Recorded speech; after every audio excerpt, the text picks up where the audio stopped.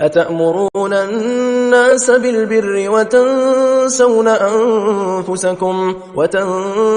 أنفسكم وأنتم تتلون الكتاب أفلا تعقلون واستعينوا بالصبر والصلاة وإنها لكبيرة إلا على الخاشعين الذين يظنون أنهم ملاقو ربهم وأنهم إليه راجعون يا بني إسرائيل اذكروا نعمتي التي أنعمت عليكم وأني فضلتكم على العالمين واتقوا يوما لا تجزي نفس عن نفس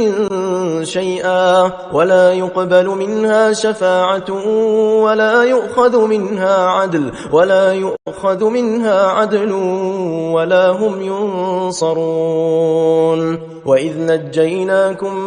من آل فرعون يسومونكم سوء العذاب يذبحون أبناءكم ويستحيون نساءكم وفي ذلكم بلاء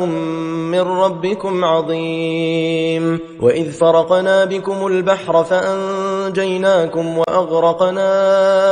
آل فرعون وأنتم تنظرون وإذ واعدنا موسى 40 ليلة ثم اتخذتم العجل من بعده وأنتم ظالمون ثم عفونا عنكم من ذلك لعلكم تشكرون وإذ آتينا موسى الكتاب والفرقان لعلكم تهتدون وإذ قال موسى لقومه يا قوم إنكم ظلمتم أنفسكم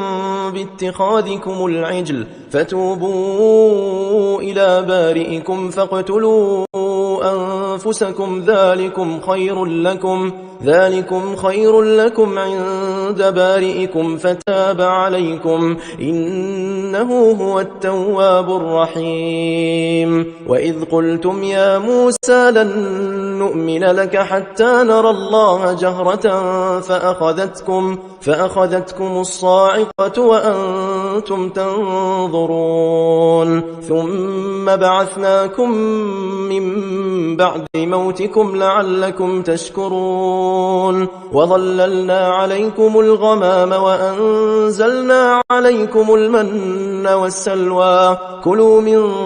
طيبات ما رزقناكم وما ظلمونا ولكن كانوا أنفسهم يظلمون وإذ قلنا ادخلوا هذه القرية فكلوا منها حيث شئتم رغدا وادخلوا الباب